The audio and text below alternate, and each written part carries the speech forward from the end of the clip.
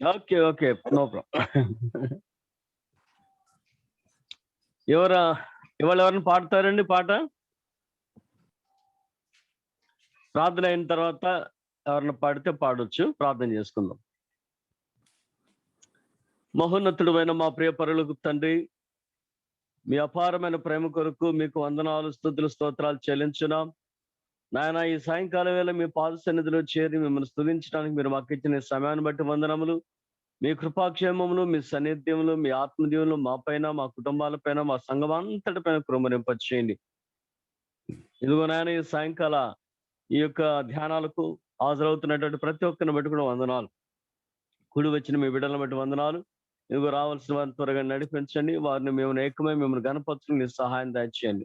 నానా పరమగీతంలో నీ యొక్క వాక్యాన్ని సంఘానికి మీకు ఉన్నటువంటి ఆ అపారమైన ప్రేమను నేను జ్ఞాపకం చేస్తుండగా, నాన్న రేపు దానిని అనుభవించబోయేది మేమే కదా. కనుక అట్టి అనుభవాన్ని ఈ లోకంలో తెలుసుకుని ఎదుగు ఆ ప్రేమలో ఎదుగుటకు కావలసిన సహాయం మా కొరకు దయచేయమని ఈ సాయంకాలం వేళ నీ వాక్యాన్ని మేము ధ్యానించుండగా మాతో ఉండి మాకు బోధించి మీరే మహిమ పొందమని యేసు నామమున వేడుకొంచున్నాము పరమ తండ్రి, ఆమేన్.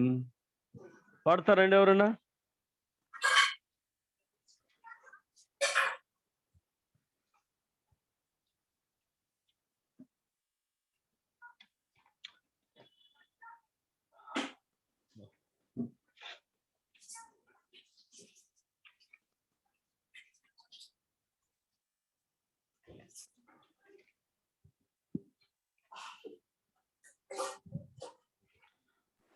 అయ్యారు నేను పాడతా అయ్యారు. పాడండి. సియోను పాటలు సంతోషముగానే పాడు. ఓకే. సియోను పాటలు సంతోషముగా పాడుచు సియోను వెళ్ళుదము. సియోను పాటలు సంతోషముగా పాడు సియోను వెళ్ళుదము. లోకాన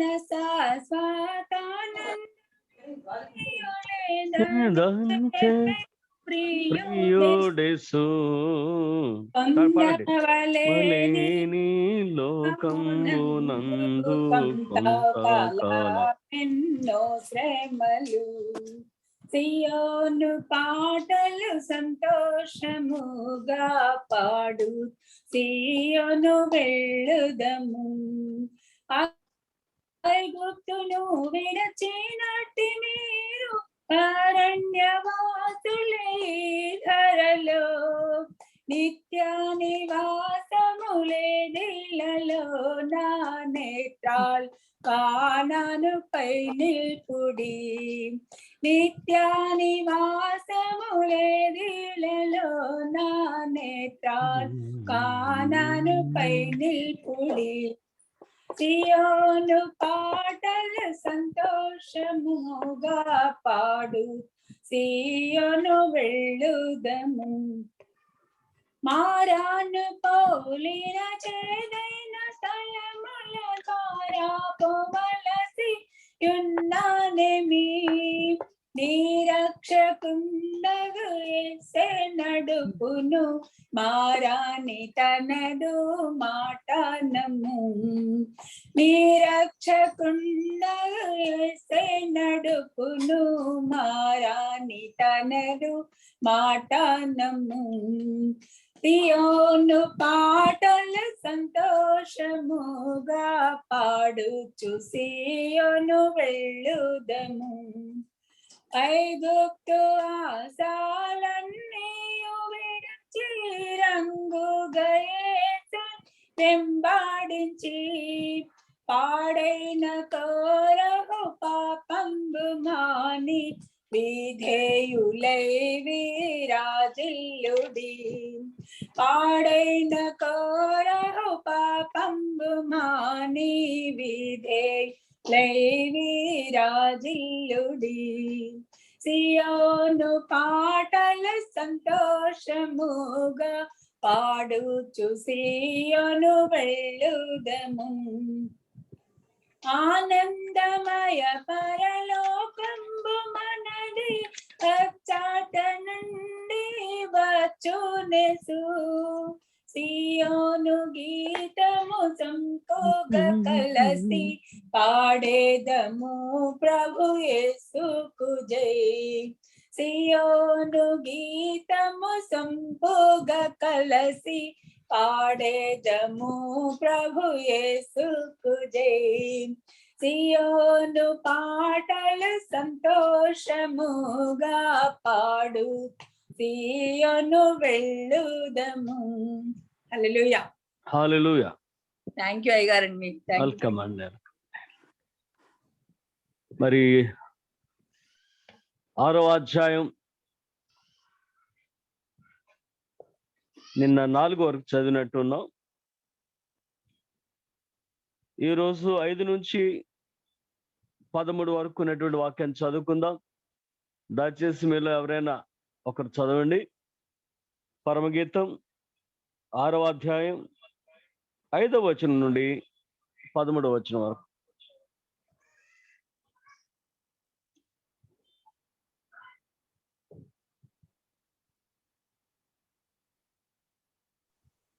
చదవనాయి గారండి. వందనాలు. చదవండి మేడం, చదవండి. పరమగీతము 6వ అధ్యాయము 5వ వచన ప్రారంభము. నీ కనుదృష్టి నా మీద ఉంచుకుము, అది నన్ను వశపరుచుకొనును. నీ తల వెంట్రుకలు గిలాదు పర్వతం మీది మేకల మందను పోలి ఉన్నవి. నీ పలువరుస కత్తెర వేయబడినవియు కడుగబడి అప్పుడే పైకి వచ్చినవియునై జోడు జోడు పిల్లలు కలిగి ఒకదానినైనను పోగొట్టుకొనక సుఖముగానున్న గొర్రెల కదుపులను పోలి ఉన్నవి. నీ ముసుగు గుండా నీ కణతలు ఇచ్చిన దాడిమ ఫలము వలె అగపడుచున్నవి. 60 మంది రాణులను 80 మంది ఉపపత్నులను లెక్కకు మించిన కన్యకలను కలరు. నా పావురము నా నిష్కళంకురాలు ఒకతే, ఆమె తన తల్లికి ఒకతే కుమార్తె, కన్న తల్లికి ముద్దు బిడ్డ. స్త్రీలు దాని చూచి ధన్యురాలందరు, రాణులను ఉపపత్నులను దాని పొగడుదురు. సంధ్యారాగము చూపట్టుచు చంద్రబింబమంత అందము గలదై, సూర్యుని అంత స్వచ్ఛమును కళలును గలదై, వ్యూహిత సైన్య సమభీకర రూపిణియగు ఈమె ఎవరు? లోయలోని చెట్లు ఎట్లున్నవో చూచుటకు, ద్రాక్షవల్లులు చిగిర్చెనో లేదో, దాడిమ వృక్షములు పూత పట్టెనో లేదో చూచుటకు నేను అక్షోట వృక్షోద్యానమునకు వెళ్ళి తిని, తెలియకయే నా జనులలో ఘనులగు వారి రథములను నేను కలుసుకొంటిని. షూలమితి, రమ్ము రమ్ము, మేము నిన్ను ఆశ తీరా చూచుటకై తిరిగి రమ్ము. షూలమతి యందు మీకు ముచ్చట పుట్టించున్నదేది? ఆమె మహనయీము నాటకమంతా వింతయైనదా? వందనాలండి. వందనాలండి. మరి నేడు దినాన 6వ అధ్యాయం 5వ అధ్యాయంలో కొన్ని వచనాలు, 6వ అధ్యాయాన్ని మనం జ్ఞాపకం చేసుకున్న 4వ వచనం వరకు.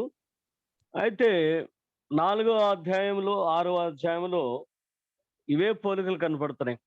4వ అధ్యాయానికి 5వ అధ్యాయానికి మనం పోలికలు ఏం చూసామంటే, పెండ్లు కుమార్తె లేదా వధువు సంఘం యొక్క పోలిక, వరుడైన యేసు పోలికలు ఒకలాగానే ఉన్నాయి. వారి యొక్క వివరణ మనం చూసాం. నేడు దినాన్ని కొంతవరకు మనం కూడా కొంచెం చూసాం. అయితే మరలా 6వ అధ్యాయంలో ఇవే మాటలు మనకు కనబడుతున్నాయి.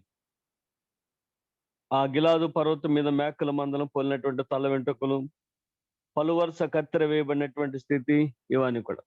అయితే నిన్న మనం చూసినటువంటి ఆ యొక్క ధ్యానంలో ఏం చూసామంటే, లోయలు, పర్వతములు, యెరూషలేము యొక్క సౌందర్యాన్ని మనం చూసాం. 4వ వచనం 2వ లైన్లో చూస్తున్నాం.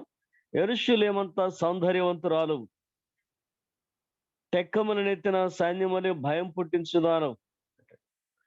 కనుక సంఘం ఎట్లా ఉంది అని అంటే, యెరూషలేమంత సౌందర్యం ఉంది అంటాడు.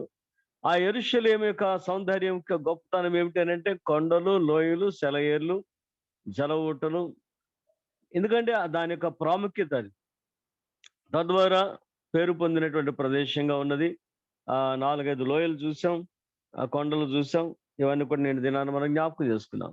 అయితే ఇక్కడ 6వ వచనం దగ్గర నుంచి మనం చూసినట్లయితే, లేదా 5వ వచనం దగ్గర నుంచి, నీ కనుదృష్టి నా మీద ఉంచకుము, అది నన్ను వశపరుచుకొనును.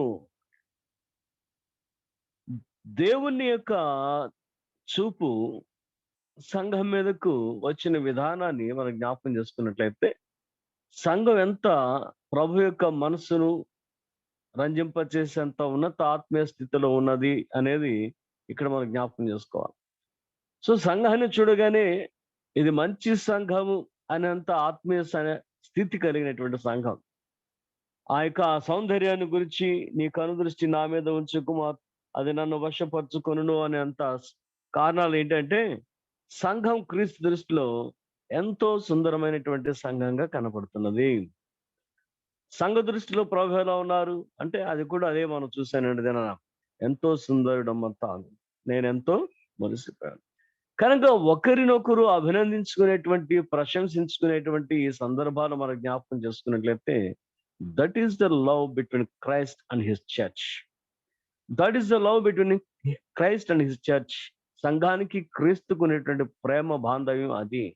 కనుక ఎవ్వరు కూడా తగ్గేది లేదు, ఎవ్వరు కూడా తగ్గేది లేదు. ఏ విషయంలో అంటే ఒకరినొకరు గౌరవించుకునే విషయంలో, ఒకరినొకరు అప్రిషియేట్ చేసుకునేటువంటి విషయంలో, ఒకరినొకరు బలపరుచుకునే విషయంలో ఎవరు కూడా తగ్గేది లేదు. ఒకరినొకరు దెబ్బలాడుకునే విషయాలు కాదు, ఒకరినొకరు అభినందించుకునేటువంటి విషయాల్లో ఎవ్వరు కూడా తగ్గట్లేదు. ఆమె వరుణ్ణి పొగుడుతుంది, వరుడు సంఘాన్ని పొగుడుతున్నాడు. ఈ రెండు మాటలు మనం జ్ఞాపకం చేసుకుంటాం. So how passionately he loved her అనేది ఈ సందర్భంలో మనం చూడొచ్చు. ఎందుకంటే 4వ అధ్యాయంలో ఆమె యొక్క సౌందర్యాన్ని పొగుడుతూ వచ్చాడు. 6వ అధ్యాయంలో కూడా ఆమె యొక్క సౌందర్యాన్ని పొగుడుతున్నాడు. అంటే 2 మార్లు పొగుడుతున్నాడు అని అంటే 2 అర్థాలు ఈ రాత్రి మనం జ్ఞాపకం చేసుకోవాలి. ఒకటి the first church. The first church అనగానే ఇశ్రాయేలీలు. ద ఫస్ట్ చర్చ్ అనగానే ఇశ్రాయేలు అనబడేటువంటి దేవుని ప్రజలు, ఆయన మొదటి సంఘం. అలాగే తర్వాత నూతన నిబంధన సంఘం అంటే మనం అందరం కూడా. కనుక అటు ఇశ్రాయేలీలు, ఇటు నూతన నిబంధన సంఘంలో ఉండే మనం ఇద్దరిని పోల్చి చెప్పినప్పుడు ఇద్దరు కూడా ఆయనకి ఇష్టమైనటువంటి వారుగానే ఉన్నారు. మారు మనసు పొందిన తర్వాత అక్కడ కఠిన హృదయంతో ఉన్నారు, అవిధేయులై ఉన్నారు. ఇక్కడ కఠిన హృదయాలతో ఉన్నారు, అవిధేయులై ఉన్నారు. వారు మారు మనసు పొందిన వారే ప్రభు యొక్క ధర్మశాస్త్రం వైపు, ప్రభు యొక్క కృప వైపు ఎదురు చూశారు. వీరు మారు మనసు పొందిన వారే, యేసు రక్తంలో కడగబడిన వారే, పవిత్రపరచబడిన వారే ఉన్నారు. కనుక వీరి యొక్క పోలికలు ఎలా ఉన్నాయంటే ఇరువురి యొక్క ఆధ్యాత్మిక స్థితి ఒకే రీతిలో ఉన్నదని చెప్పడానికి 2 సార్లు అక్కడ 4వ అధ్యాయంలో, ఇక్కడ 6వ అధ్యాయంలో ప్రభువారు ప్రశంసించారు అనే దానిని మనం చూద్దాం. రెండవది ఏంటంటే ఆ రెండింటిని కలిపి ఏక సంఘంగానే మనం చూస్తే ఆ ఏక సంఘాన్ని 2 సార్లు పొగుడుతున్నారు ప్రభువారు అనేది కూడా మనం చూడవచ్చు. అనంటే ఇందాక చెప్పారు కదా, లేదా నిన్న చెప్పారు కదా అంటే ఎస్, నిన్న చెప్పాను, ఈ రోజు కూడా చెప్తున్నాను. You are so beautiful, you are fair. నీవు సుందరివి, అంతే. నీ సౌందర్యం గొప్పది. ఏమిటి ఆ సౌందర్యం అంటే ఆత్మీయ అంతస్తు, ఆత్మీయ అంతస్తు. కాబట్టి మరలా తల వెంట్రుకలు, పలు వరుస ఇవన్నీ కూడా చెప్తున్నాడు అనమాట. అంటే ఏమిటి అని అంటే అధికమైనటువంటి ప్రేమ. It's the king's highest affection. రాజు గారి యొక్క ఉన్నతమైనటువంటి ప్రేమ అది. ఆ ఉన్నతమైనటువంటి ప్రేమ 2 సార్లు పొగిడేంత స్థాయిలో ఉన్నది. 2 సార్లు పొగిడేంత స్థాయిలో ఉన్నది. కనుక the church of different periods, అదే ఇందాక మనం అనుకున్నాం. ఇశ్రాయేలు సంఘము, క్రీస్తు సంఘం, లేదా నూతన నిబంధన సంఘం. పాత నిబంధన సంఘం, నూతన నిబంధన సంఘం. రెండవది మనం జ్ఞాపకం చేసుకుంది ఏంటంటే it is his unchangeable love. It is his unchangeable love. నిన్న బాగున్నావు, ఎవరు బాగాలేదని అంటానికి వీల్లేదు కదండి. అది మానవ జీవితంలో సహజంగా జరిగేటువంటి, మా బావగారు కూడా అప్పుడప్పుడు చెప్తూ ఉంటాడు. ఏదో అప్పుడు ఎట్లా ఉన్నారు, ఇప్పుడు ఎట్లా ఉన్నారు పెళ్ళైన తర్వాత అని అంటే ఏదో మాటలు చెప్తూ ఉంటాడు ఆయన.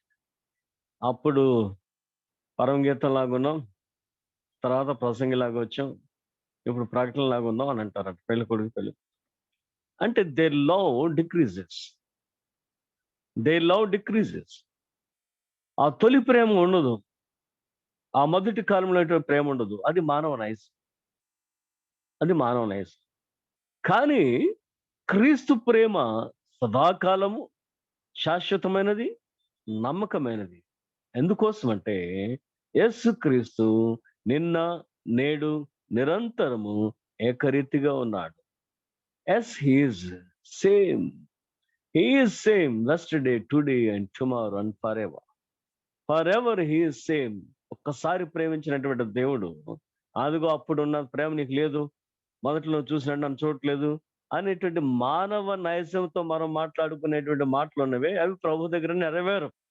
అలాగే సంఘం కూడా అంతే. మారు మనసు పొందినటువంటి సంఘం, వధువు సంఘ అంతస్తులకు వెళ్ళినటువంటి సంఘం, ప్రభువును అంత స్థిరంగా ప్రేమించేటువంటి సంఘం అనేది కూడా మనం జ్ఞాపకం చేసుకుంటూ, ఇక్కడ ప్రభువారి ప్రేమ యొక్క రెట్టింపుతనాన్ని ఈ యొక్క 6వ అధ్యాయంలో మరలా పొగుడుతున్న విధానంలో చూస్తాం. సో ద చర్చ్ ఎలా ఉందంటే, the churches real excellence and holiness on the earth. ఏమిటి పొగడబడుతుంది? ఏంటంటే పద్దాక కళ్ళు, ముక్కులు, చెవులు అనే పొగడటం సరిపోయింది అనుకుంటే, it's not that. The excellency and the holiness of the church on the earth. భూమి మీద జీవించినటువంటి కాలంలో ప్రభు సంఘం ఎట్లా ఉంది? బయట వాళ్ళకి చూసేటప్పుడు సంఘ విషయాల్లో వాళ్ళకి ఏమన్నా అనిపించవచ్చు. ఇదంటే యేసుప్రభు గుడి అంట, లేదా అదే అంట, క్రైస్తవ గుళ్ళే, అట్లా హేళనగా అనుకునేటువంటి వారు కూడా ఉంటారు. కానీ నిజముగా సృష్టికర్త అయినటువంటి దేవుడు నిజముగా మెచ్చుకునేటువంటి ఏకైక సంఘం క్రీస్తు సంఘం, అనగా క్రీస్తు రక్తంలో కడగబడినటువంటి సంఘం. ఆ సంఘాన్ని ఎప్పుడు కూడా ఆయన చూసి మురిసిపోతూ ఉంటాడంట. ఇది నా సంఘం, వీరు నా బిడ్డలు, వీరు నా వారు. సో ఆ ప్రేమ యొక్క మాధుర్యాన్ని మనం జ్ఞాపకం చేసుకుంటే, ద రియల్ ఎక్సలెన్స్, సంఘంలో కూడా ఆ గొప్పతనం ఉంది, అండ్ ద హోలీనెస్, పవిత్రత ఉంది. ఈ రెండిటి యొక్క సారాంశాన్ని బట్టి ప్రభువారు అతిశయిస్తున్నారు, సంతోషిస్తున్నారు, పొగడుకుంటున్నారు అనేది మనం అందరం కూడా తెలుసుకోవాల్సినటువంటి సాక్ష్యం. So Christ goes fourth subduing his enemies while his followers gain victories over the world, flesh and the devil. మనకు ముందుగా వచ్చినటువంటి ప్రభు, మనకు ముందుగా శ్రమలు అనుభవించినటువంటి ప్రభు, మరలా మనం జ్ఞాపకం చేసుకున్నట్లయితే, ఆయన బాప్తిసం పొందిన తర్వాత ఆత్మచేత అరణ్యమునకు కొనిపోబడెను. పరిశుద్ధాత్మ దేవుడు ఆయనను అరణ్యమునకు త్రోసుకుని వెళ్ళాను, కొనిపోయాను. ఎందుకు అనంటే, ఆయన అక్కడ 40 పగళ్ళు 40 రాత్రులు ఉపవాసం ఉండెను. ఆయన అక్కడ 40 nights and 40 days at a stretch.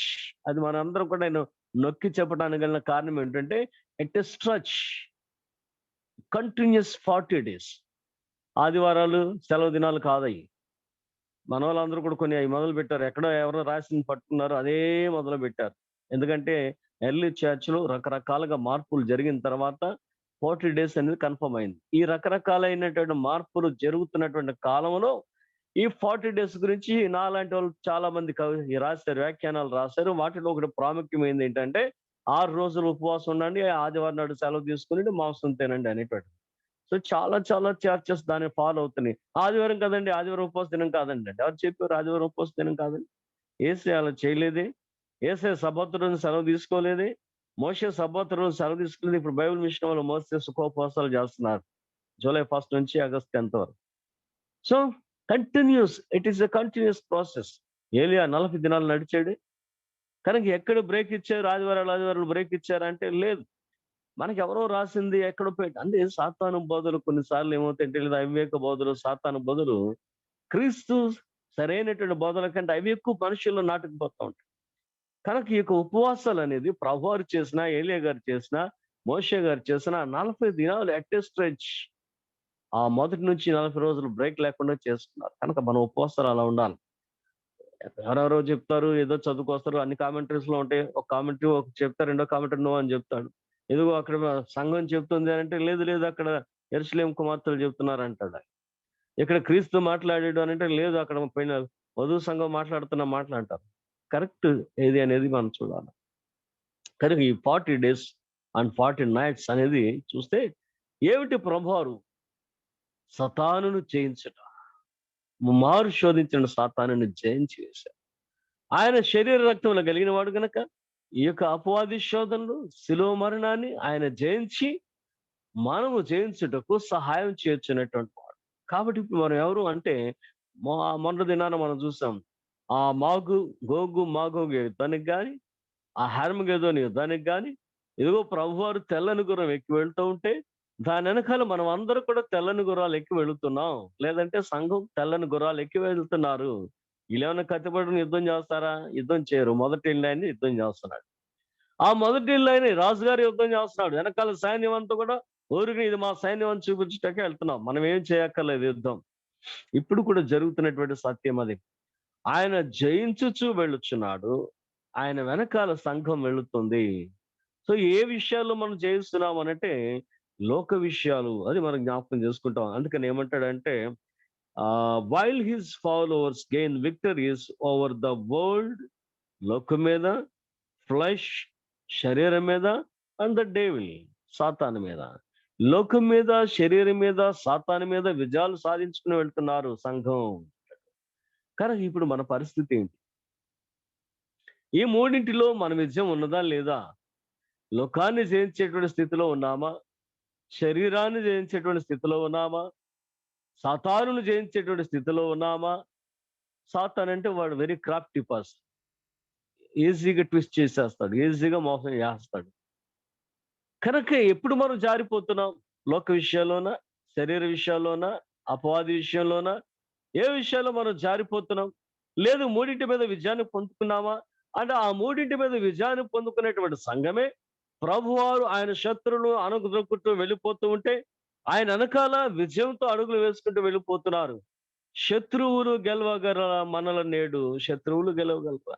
శత్రువులు గెలవలేరు. ఎందుకంటే యాకోబును శోధించడానికి, వేధించడానికి వచ్చిన లాభాలను మనం జ్ఞాపకం చేసుకుంటే ఏం చేశాడు? రాజీ పడి భోజనం చేసి వెళ్ళిపోయాడు. ఇదిగో 400 మంది మనుషులతో మీ అన్న వస్తున్నాడయ్యా అన్నాడు. ఈయన భయపడిపోయాడు. దాసీలను పంపించాడు. ముందు గిఫ్ట్స్ పంపించాడు, దాని వెనకాల దాసీలను పంపించాడు. మొదట లేని పెట్టాడు, చివరిని రాహేలను పెట్టాడు. ఆయన వచ్చి రాగానే మెడ మీద పడి కౌగలించుకున్నాడు. సో యాకోబుకి లాభాను కీడు చేయలేకపోయారు, ఏశావు కీడు చేయలేకపోయారు. కాబట్టి శత్రువును గెలవగలరా మనల నేడు? ఏ శత్రువు కూడా దేవుని బిడ్డలను గెలవలేడు, వారెవరైనా సరే. కాబట్టి ఆ యొక్క విజయ స్థాయిని మనం ప్రకటించుకుంటూ వెళుతున్నాం. శరీరం మీద, లోకం మీద, సాతాను మీద.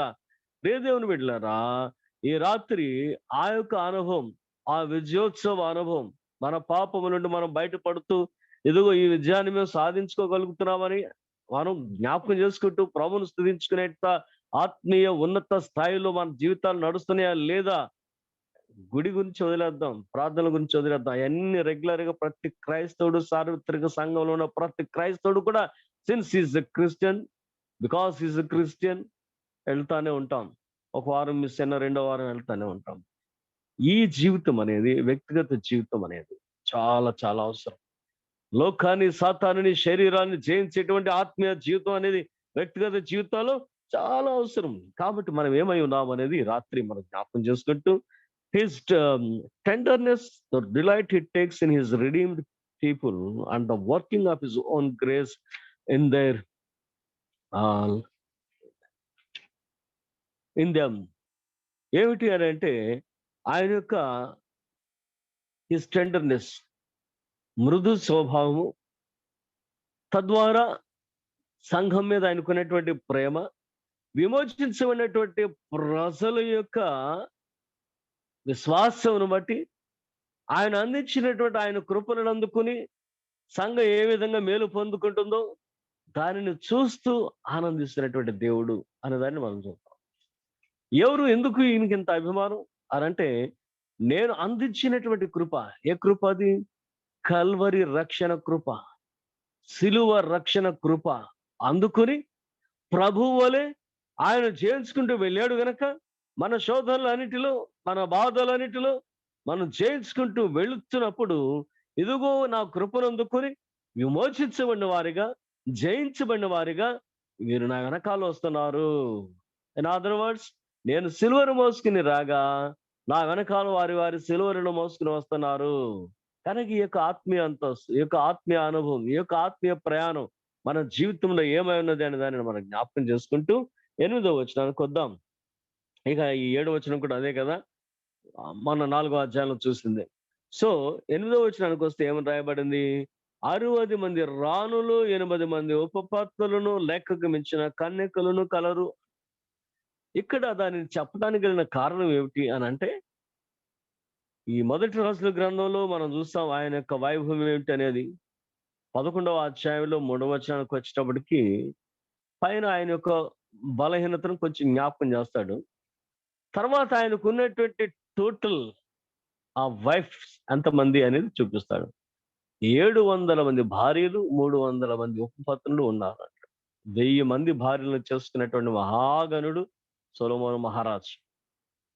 ఆ 1000 మంది భార్యలుగా లేదా 700 మంది భార్యలను, 300 మంది ఉపపత్నులను కలిగిన వాడిగా మనం చూసుకున్నాం ఆయన.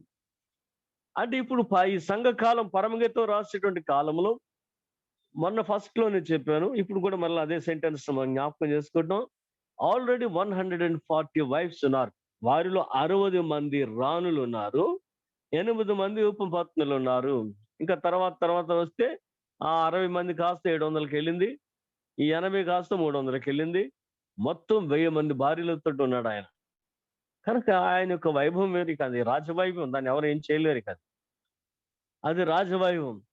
అయితే ఇక్కడ జ్ఞాపకం చేసేది ఏంటంటే, సంఘ స్థాయిని మనం చూస్తున్నాం. ఇప్పుడు ప్రభువే సొలొమోను అనుకుందాం. సొలొమోనే ప్రభువే సొలొమోను. ఇప్పుడు మనం ఏమనుకోవాలా అని అంటే, ఎవరు వీరు అనంటే, ఆ ప్రకటన గ్రంథంలో మనం జ్ఞాపకం చేసుకున్నామే, కడబోరం రోగినప్పుడు ఎత్తబడేటువంటి సంఘం 100%, 100%.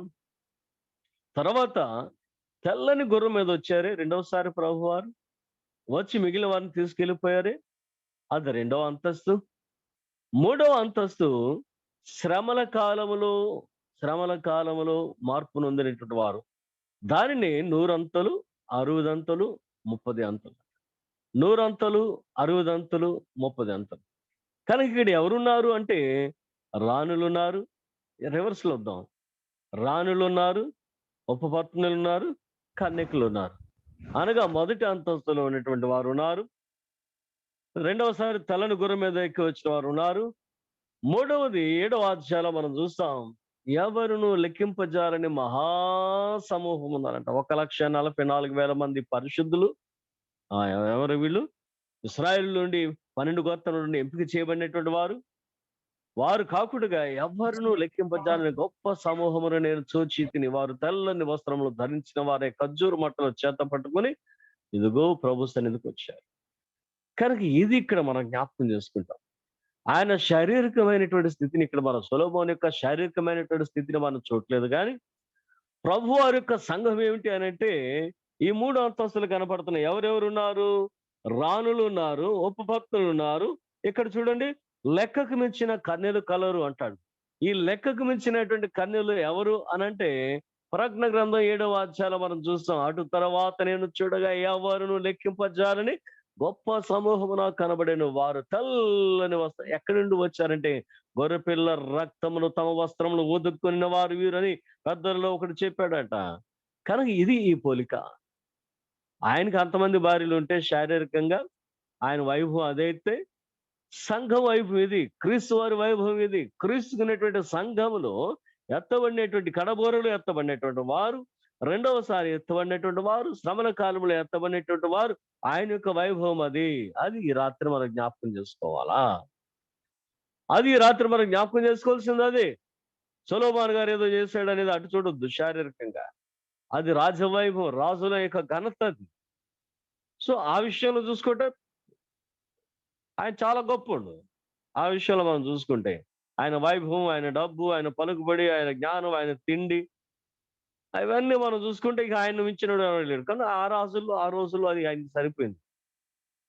ఇది సంఘపరంగా చూసుకుంటే ప్రభువుకు ఉన్నటువంటి ఆధిక్యత ఏంటనంటే, ముమ్మారు ఎత్తబడినటువంటి విశ్వాసులు, పరలోకములకు ముమ్మారు చేర్చుకోబడినటువంటి విశ్వాసులు అనేటువంటి మాట మనం జ్ఞాపకం చేసుకోవాలి.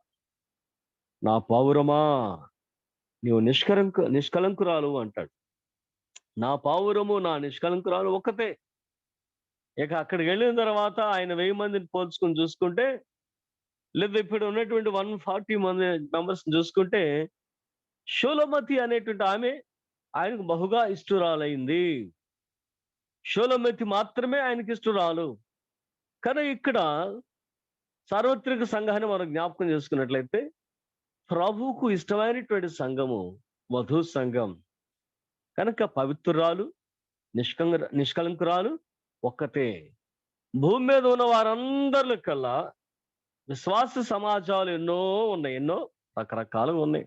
అంటే క్రైస్తవ విశ్వాసం కాదు, ఇతర విశ్వాసాలను కూడా మనం పోల్చి చూసుకుంటే అనేక మంది ఉన్నారు. వారిలో క్రీస్తు రక్తంలో కడుగుబడి క్రీస్తు యొక్క విజయోత్సవంలో పాలు పొందొచ్చు, అపవాదిని జయించుకుంటూ, శరీర ఆశలు జయించుకుంటూ, లోకాశలను జయించుకుంటూ ప్రయాణం చేస్తూ నిష్కలంకమైనటువంటి స్థితిని కలిగిన వారు ఎవరు అని అంటే ఈ వధూ సంఘం. అందుకోసం అంటాడు చూడండి, నా పావురము నా నిష్కలంకురాలు ఒక్కతే. ఆమె తల్లికి ఆమె ఒక్కతే కుమార్తె అంటాడు. ఎవరు ఆమె తల్లి అనంటే సార్వత్రిక సంఘం. ప్రజ్ఞ గ్రంథం 12వ అధ్యాయంలో మనం చూస్తాం కదా, కననయున్న ఒక స్త్రీ కనుటకు సిద్ధముగా ఉండగా ఆమె ఎదురుగా పుట్టబోయేటువంటి శిష్యును మృంగివేయవలనటువంటి ఆ ఎర్రని ఘట సర్పం కాచుకొచ్చున్నది. అనగా సంఘములో నుండి, సార్వత్రిక సంఘంలో నుండి రాబోతున్నటువంటి వధువు సంఘాన్ని మింగేయాలనేటువంటి తపనతో ఉన్నాడు సాతానుడు. ఇది యేసు ప్రభు వారి విషయంలో చేశాడు. He was failed. ఎందుకని? ప్రభు పుట్టేటువంటి సమయంలోనే ఇదిగో జ్ఞానులను దారి తప్పించి ఆ వర్తమానం హెరోదు రాజు దగ్గరికి వెళ్ళేటట్లుగా హెరోదు కోపగించుకొని ఇదిగో అందరిని చంపాలనుకునేట్టు ఆ ఆలోచనకు వచ్చినప్పుడు ప్రభు అక్కడి నుండి ఐగుప్తునకు పంపించేశారు. అక్కడి నుండి సిలువలో ఆయన చనిపోయాడు అని మనం అనుకుంటాం, కానీ సిలువను జయించి తిరిగి లేచిన వాడు, ఆ మరణాన్ని జయించి తిరిగి లేచిన వాడు ఉన్నాడు. అక్కడ కూడా సాతానుడు ఓడిపోయాడు. ఇప్పుడు ఆయన కొరకు ఆ సిలువ రక్తంలో కడగబడేటువంటి సంఘాన్ని మింగివేయాలనేటువంటి ఆలోచనలో వాడు ఉండగా తీసుకెళ్ళిపోయాడు ఆకాశంలోని, పరలోకంలోని. కాబట్టి ఇంకేం చేయలేడు సాతానుడు ఇంకేం చేయగలిగినటువంటి స్థితి లేదు. కాబట్టి సంఘం ఏమైనది అనంటే సార్వత్రిక సంఘానికి వధువు సంఘము ఒక్కతే కుమార్తె. తల్లి ఒక్కతే సార్వత్రిక సంఘం, కుమార్తె ఒక్కతే ఎత్తబడినటువంటి వధువు సంఘం. కనుక దీనిని మనం జ్ఞాపకం చేసుకుంటూ ఇంకొంచెం క్రింద భాగాలకు వచ్చినప్పుడు ఆమె యొక్క వైభవాన్ని జ్ఞాపకం చేస్తున్నారు. ఆమె యొక్క వైభవాన్ని జ్ఞాపకం ముందుగా ఆ వచనానికి వెళ్ళక ముందు ఈ సార్వత్రిక సంఘం లేదంటే ఈ యొక్క నిష్కలంకత్వాన్ని ఒక్కసారి మనం జ్ఞాపకం చేసుకుందాం. ఏమిటి ఈమె యొక్క గొప్పతనం? నా పావురము నిష్కలంకురాలు అని అంటున్నాడు. అదే చూస్తే ఖచ్చితంగా సామెతల గ్రంథము 31వ అధ్యాయాన్ని మనం జ్ఞాపకం చేసుకోవాలి. సామెతల గ్రంథం 31వ అధ్యాయాన్ని మనం చూసినప్పుడు ఏముంది ఎక్కడంటే గుణవతి అయినటువంటి స్త్రీని ప్రశంసించినటువంటి విధానం, ఆమె యొక్క విశ్వాసము, ఆమె యొక్క జీవితము పొగడబడినటువంటి స్థితి ఇక్కడ మనం చూస్తూ ఉంటాం. ఈ వివాహ సందర్భాల్లో ఈ యొక్క ప్రసంగాలు మనం చేస్తూ ఉంటాం. కనుక ముందుగా 10వ వచనాన్ని మనం చూస్తే గుణవతి అయిన భార్య దొరుకుట అరుదు. గుణవతి అయిన భార్య దొరుకుట అరుదు.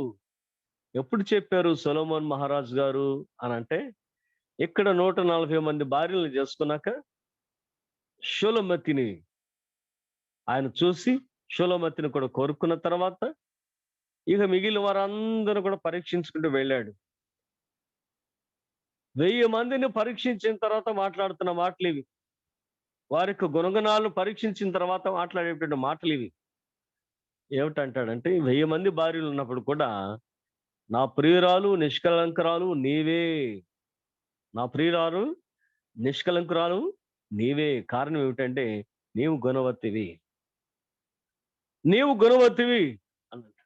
కనుక ఇది ఆ అనేక అనుభవంలో నుండి వచ్చినటువంటి మాటగా, జ్ఞానయుక్తమైనటువంటి మాటగా మనం జ్ఞాపకం చేసుకున్నాం. అందుకని ఏమంటాడు?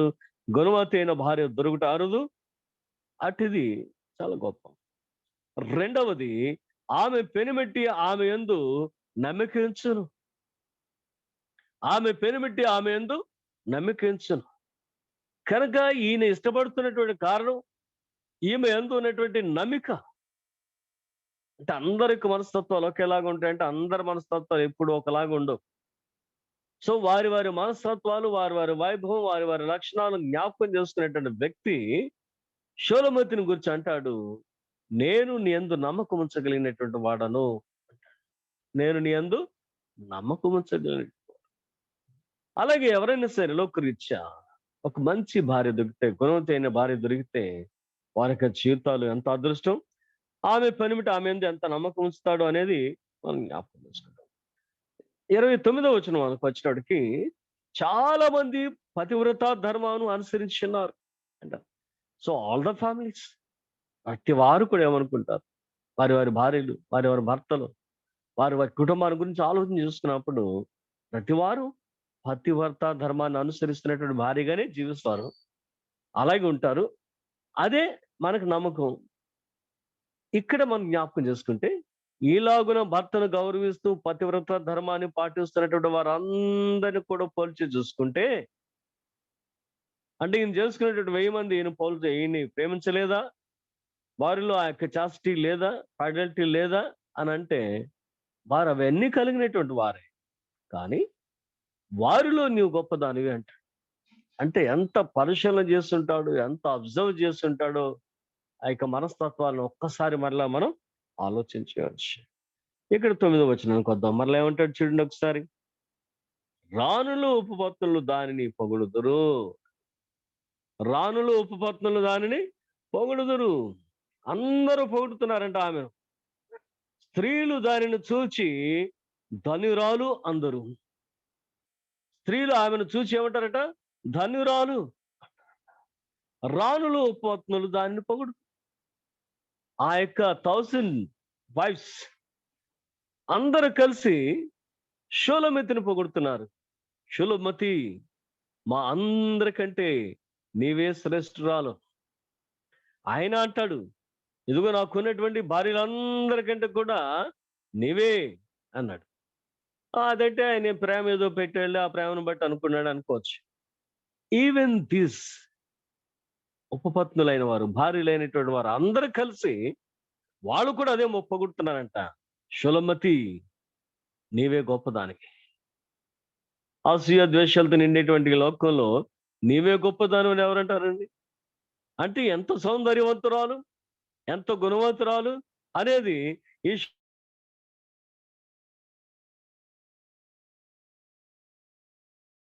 షోలమతిని గురించి, లేదా వధు సంఘట 60 మంది + 80 మంది ఆమెను చూచి ఆమెను పొగుడుతున్నారు. సో ఆమెను చూసి ఆమెను పొగుడుతున్నారు. ఇక్కడ 31వ అధ్యాయానికి వద్దాం మళ్ళా. సామెతలు 31:10, అందము మోసకరము, సౌందర్యము వ్యర్థం.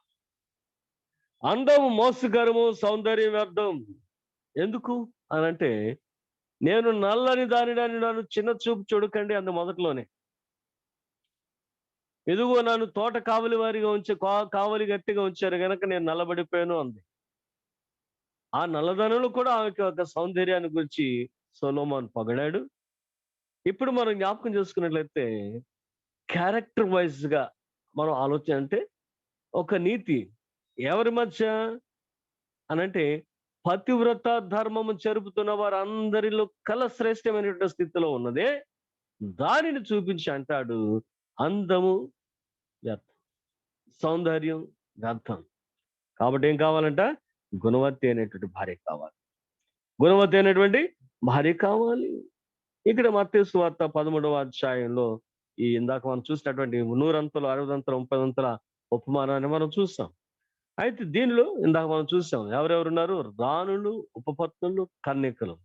3 అంతస్తులు ఎత్తబడేటువంటి వారిని మనం చూస్తే, మిగిలిన వారందరూ కూడా ఎవరు? రెండోసారి సన్నిధిగా పరలోకానికి వెళ్ళిన వారు, మూడోసారి భూలోక రక్షితులుగా రాబోయేటువంటి వారు అందరూ కలిసి ఎత్తబడేటువంటి వధువు సంఘాన్ని పొగుడుతున్న విధానం.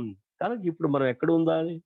ప్రకటన గ్రంథంలో జ్ఞాపకం చేసినప్పుడు మనం చెప్పుకున్నాం ఎక్కడ ఉండాలి అంటే, పతివ్రత ధర్మం అనుసరించిన వారందరికంటే అనగా క్రీస్తు మతమును అనుసరించిన వారందరికంటే, క్రీస్తు మార్గమును అనుసరించిన వారందరికంటే, క్రీస్తు బిడలము అని చెప్పుకునేటువంటి వారందరికంటే, క్రీస్తు సేవకులు అని చెప్పుకునే వారు అందరికంటే ఇదిగో ఉన్నతమైనటువంటి అంతస్తు ఉన్నటువంటి వధువు సంఘంలోనికి క్రీస్తు సేవకులైన క్రీస్తు విశ్వాసులైన పాల్గొన్నప్పుడు ఆ 2వ అంతస్తులో 3వ అంతస్తులో ఉన్న వారు అందరూ కూడా మెచ్చుకుంటారట. ఎందుకంటే 60 మంది ఆ యొక్క రాణులు ఆయన భార్యలే, ఉపపత్నులు ఆయన భార్యలే, కన్యకులు కూడా ఆయన ప్రేమించినటువంటి వారు.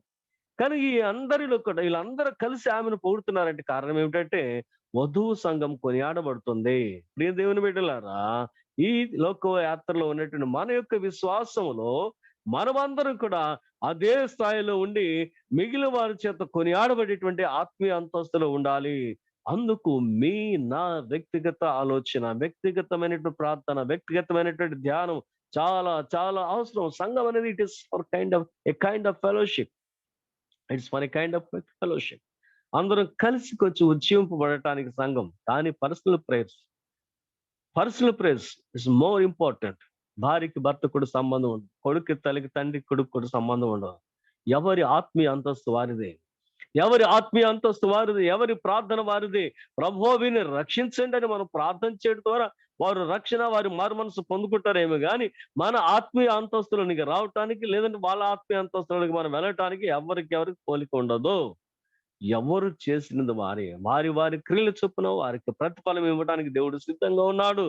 కాబట్టి ఈ అంతస్తులో ఎదగటానికి మనం ప్రయత్నం చేయాలంటే దాన్ని మనం జ్ఞాపకం చేసుకున్నట్లయితే ఈ యొక్క కడమోరు ధ్వనిలో ఎత్తబడినటువంటి సంఘం, తెల్లని గుర్రం మీద వచ్చి తీసుకునే సంఘం, ఇదిగో శ్రమల కాలంలో రక్షించబడినటువంటి సంఘాన్ని మనం జ్ఞాపకం చేసుకున్నప్పుడు మిగిలిన 2 60 30 వారు ఈ 100 వధువు సంఘాన్ని కొనియాడుతున్నారని దాన్ని మనం జ్ఞాపకం చేసుకుందాం.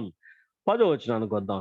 ఈ 10వ వచనంలో ఏమంటాడు చూడండి, సంధ్యారాగం చూపట్టొచ్చు అంటే ఆ ఈవినింగ్ ఆ వేళ, సాయంకాల వేళ ఉండేటువంటి ఆ చంద్రుని యొక్క ఆ యొక్క వర్ణన చూస్తాం. సంధ్యారాగము చూపట్టొచ్చు, చంద్రబింబమంతా అందము గలదై, సూర్య అంత స్వచ్ఛమును కలలను గలదై, చంద్రుని వలె సూర్యుని వలె పోల్చినటువంటి విధానాన్ని మనం జ్ఞాపకం చేసుకోవచ్చు. కనుక పడమటికి సూర్యుడు వెళ్ళిపోతున్నటువంటి సమయాన్ని మనం చూస్తే కొన్నిసార్లు సూర్యుడు వెళ్ళిపోయిన తర్వాత చాలా సేపటికి చంద్రుడి పైకి వస్తాడు. ఆ కాంతి మనకు కనబడతాం. సో ఒక్కొక్కసారి సూర్యుడు డౌన్ అవుతూనే ఉంటాడు, చంద్రుడు కనపడుతూ ఉంటాడు. అంటే ఈ యొక్క టైమ్స్ ని బట్టి మనం చూస్తాం. ఆ కాల గమనాల్లో మనం చూస్తే ఈ యొక్క అమావాస్య దగ్గర నుంచి, న్యూ మూన్ దగ్గర నుంచి ఫుల్ మూన్ వరకు ఈ కాలంలో వాటి స్థితిగతులు మనం చూస్తూ ఉంటాం. కొన్నిసార్లు సూర్యుడు అస్తమిస్తూ ఉంటాడు, చంద్రుడు రాబోతూ ఉంటాడు. ఆ సమయాల్లో మనం చూస్తే ఆ వైభవం మనకు కనపడదు. కనుక అలాంటి స్థితిని మనం చూడవచ్చు. Both are beautiful. రాత్రులు వెన్నెల రాత్రులు మనం చూస్తే చంద్రుడు, పగటి వేళ చూస్తే సూర్యుడు. ప్రభు కలుగు చేసిన విధానం, ఈ యొక్క భూమిని ఆకాశమును ఏలుటకు 2 పెద్ద జ్యోతులను దేవుడైన యెహోవా కలుగునుగా అని చెప్పగా కలిగి, వాటి వైభవాన్ని కలిగి ఆల్ దీస్ ఇయర్స్ వాటి కక్షలు అవి తిరుగుతూ దేవుని మాట వింటూ దేవుని పరిచర్య చేస్తున్నటువంటి సూర్యుడు, చంద్రుడు, నక్షత్రాలు, మిగిలిన రాశులన్నింటినీ మనం జ్ఞాపకం చేసుకున్నట్లయితే ఇక్కడ సంఘం దేంతో పోల్చబడుతుంది అంటే ఈ సంధ్యారాగం చూపట్టొచ్చు, సూర్యుని వలె ప్రకాశించున్నటువంటి చంద్రబింబం అంతా, సూర్య కళలు కలిగినటువంటి సూర్యుని వలె ఉన్నటువంటి సంఘాన్ని చక్కని పాట ఉంటుంది దీని మీద కూడా. సంధ్యారాగము చూపట్టొచ్చు. ఆ పాట తెలుసుంటే తర్వాత పాడండి, లేదా చదవండి, వినండి. ఆ పాట చూస్తాం. యూహిత సైన్య సమభీకర రూపిణియగు ఈమె ఎవరు. చక్కని పాట ఇది. సో ఇంట్లో దొరుకుతుందని చూడండి, దొరికితే రేపన్నా ఒకవేళ తెలిస్తే పాడండి. ఎలా ఉంది చూడండి. సంధ్యారాగం చూపట్టు, చంద్రబింబం అంతా అందము కలదై, సూర్యుని అంత స్వచ్ఛమును కలలు కలదై. కానీ ఇక్కడ మనం జ్ఞాపకం చేసుకుంటే రాత్రి వెళ్ళేవాడు చంద్రుడు. ఈ చంద్రుని బట్టే సమస్త ఇది జరుగుతుంది అనేది మనం చూస్తాం. చంద్రుని బట్టే కదా. పొద్దున్నే సూర్యుడు వస్తాడు, సాయంత్రం వెళ్ళిపోతాడు, పొద్దున్నే సూర్యుడు వస్తాడు, సాయంత్రం వెళ్ళిపోతాడు. కనుక ఈ దినాలు లెక్క పెట్టేటువంటి విధానం మనం చూస్తే ఎన్ని దినాలు అని లెక్క పెట్టడానికి చంద్రుని యొక్క అవసరం మనకున్నది. చంద్రుని యొక్క అవసరం మనకున్నది. ఎందుకనంటే చంద్రుడిని బట్టి ఎక్కువ గడియలు లెక్క పెట్టగలము. చంద్రుని బట్టి ఎక్కువ గడియలు లెక్క పెట్టగలం. ఆ అమావాస్య రోజు ఎలా ఉంటాడు, ఆ న్యూ మూన్ డే ఎలా ఉంటాడు, 2 రోజులకి ఆ ఆకారం ఎలా పెరుగుతా వెళ్తా ఉంటది. ఆ అర్ధ చంద్రాకారంలో నుంచి ఫుల్ మూన్ లోనికి ఎప్పుడు వస్తాడు, మళ్ళీ ఈ ఫుల్ మూన్ లోంచి ఎప్పుడు తగ్గుకుంటా వెళ్తాడు, ఇవన్నీ కూడా మనకు తెలిస్తే రోజులు లెక్క పెట్టడానికి ఉపయోగపడినది చంద్రుడు. దినములు అనేది సూర్యుడు ఇవాళ మార్నింగ్ వచ్చాడంగా రేపు మార్నింగ్ వచ్చాడు, 1 డే అంటున్నాం. సో ఈ 1 డేలు ఇవన్నీ కూడా ఇంకొంచెం క్లియర్ క్యాలిక్యులేషన్స్ లోకి వెళ్ళాలంటే చంద్రుడు అవసరం. ఈ చంద్రుని బట్టే మన పస్కా పండుగ నిర్ణయించబడింది అని మనం చూస్తాం. ఆ పస్కా పండుగను బట్టే ఇంకా లెక్కలు కట్టబడుతూ మన లెంటన్ డేస్ ని వచ్చేటువంటి గుడ్ ఫ్రైడే, ఈస్టర్ లెక్కలను పెట్టుకొని ఆ పస్కా పండుగలను బట్టే అది ఫిబ్రవరి, మార్చ్ నెలలో ఆయా రోజుల్లో ఎలా వస్తుందనేది అది ఎప్పుడో తయారైపోయినటువంటి క్యాలెండర్ ఉంది. అది రొటీన్ లో మనం వస్తూ ఉంటాం. సో కొన్నిసార్లు ఫిబ్రవరిలో స్టార్ట్ అవుతాయి, ఏప్రిల్కి ఎండ్ అవుతూ ఉంటాయి, ఏప్రిల్ ఫస్ట్ వీక్స్ కి. కొన్నిసార్లు మార్చ్ ఫస్ట్ వీక్ స్టార్ట్ అవుతాయి, ఏప్రిల్ లాస్ట్ వీక్ మన యొక్క లెంటన్ డేస్ ఎండ్ అవుతూ ఉంటాయి. ఇవన్నీ కూడా పస్కాను ఆధారం చేసుకుని జరిగేవి. పస్కా చంద్రుడి మీద, చంద్రుని యొక్క స్థితిగతుల మీద, just like our fellow brothers Muslims ఎట్లా ఉంటుందో వారి స్థితిగతులు కూడా, వారి కాలిక్యులేషన్స్ కూడా అలాగే ఉంటాయి అనే దాన్ని మనం జ్ఞాపకం చేసుకుంటాం. కాబట్టి ఎలా ఉంది అనంటే ఈ సూర్యుడు చంద్రుడు వరక వాయువు మనకు తెలుసు. So sunlight very clear, sunlight is very clear. నీతిమంతులు సూర్యుని వలె తేజరిల్లుదురు అంటారు. కనుక ఎవరు వీరు అనంటే నీతిమంతులు. ఆ పరిశుద్ధ సంఘం ఎవరిది అంటే నీతిమంతుల సంఘం అది అనే దాన్ని మనం చూస్తే దానియేలు భక్తుడు అంటాడు కదా. లేదు ఇంకొంచెం ముందుకు వెళితే యెహెజ్కేలు గ్రంథంలో 6వ అధ్యాయంలో 14 వచనం యొక్క తేటతెల్లమైనటువంటి స్థితులు మనకు కనపడితే దాన్ని విడిచిపెడదాం. డానియేలు 12వ అధ్యాయానికి వద్దాం. బుద్ధిమంతులైతే ఆకాశ మండలంలోని జ్యోతులను పోలి ఉన్నారు అంటాడు. బుద్ధిమంతులైతే ఎలా ఉన్నారంట? ఆకాశ మండలంలోని జ్యోతులను పోలి ఉన్నారు. కనుక ఎవరు వీరందరూ కనంటే ఈ వధువు సంఘము బుద్ధిమంతులు. ఎందుకనంటే వారు అనేక మందిని దేవుని వైపు నడిపించిన వారు, కనుక ఈ రోజు మనం చేసే పరిచర్య అనేకులకు దేవుని మార్గాన్ని బోధించేటువంటి విధానం, ఆ సాక్ష్యం, ఆ సేవ, ఇవేమి కూడా ఎక్కడికి పోవు. దీన్ని బట్టి ప్రకాశించేటువంటి ఒక జ్యోతి వలె పరలోకములో లేదా ఆకాశ మండలంలో మనం ఉండబోతున్నాం అనే దానిని మనందరూ కూడా జ్ఞాపకం చేసుకోవాలి. బుద్ధిమంతుడు అయితే వధువు సంఘంలో ఉంటావు, బుద్ధిమంతుడు అయితే ప్రకాశించేటువంటి జ్యోతి వలె ఉంటావు. ఇప్పుడు కనబడుతున్నటువంటి ఈ సంఘం దేవుని చేత పొగడబడుతున్న ఈ స్థితిలో మనం తప్పనిసరిగా ఉంటాం. ఎప్పుడు అనంటే బుద్ధిమంతులమై, ఇందాక మనం అనుకున్నట్లుగా యేసు అడుగుల్లో వేసుకుంటూ ఆయన శత్రువును తొక్కుకుంటూ వెళ్తే వెనకాల విజయోత్సవంతో వెళ్ళేటువంటి స్థితి కలిగినటువంటి విశ్వాసి. దానిని మోషే గారి యొక్క ఉపవాస దినాలు మనం చూస్తున్నాం కదా. నేటి దినాలు ఆయన 2వ మారు వెళ్ళి ప్రభు సన్నిధిలో ఉండి దిగి వచ్చినప్పుడు ఎలా ఉందంటే ఆయన ముఖం ప్రకాశించింది.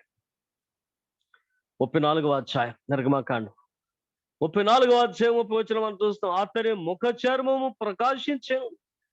కాబట్టి ఇశ్రాయేలీయులు ఆ ప్రకాశతను చూడలేకపోయారు. అందుకని ఆయన ముసుగు వేయబడింది. ప్రభు దగ్గర ఉన్నప్పుడు ముసుగు తీసేవాడట, అంటే మందిరంలో ఉన్నప్పుడు ముసుగు తీసేవాడు. బయటికి రాగానే జనాల మధ్య మాట్లాడేటప్పుడు ముసుగు వేసుకునేవాడు. ఎందుకంటే ఒక మనిషి ఆ రేడియన్స్ ను చూడలేనంత ప్రకాశత కలిగింది.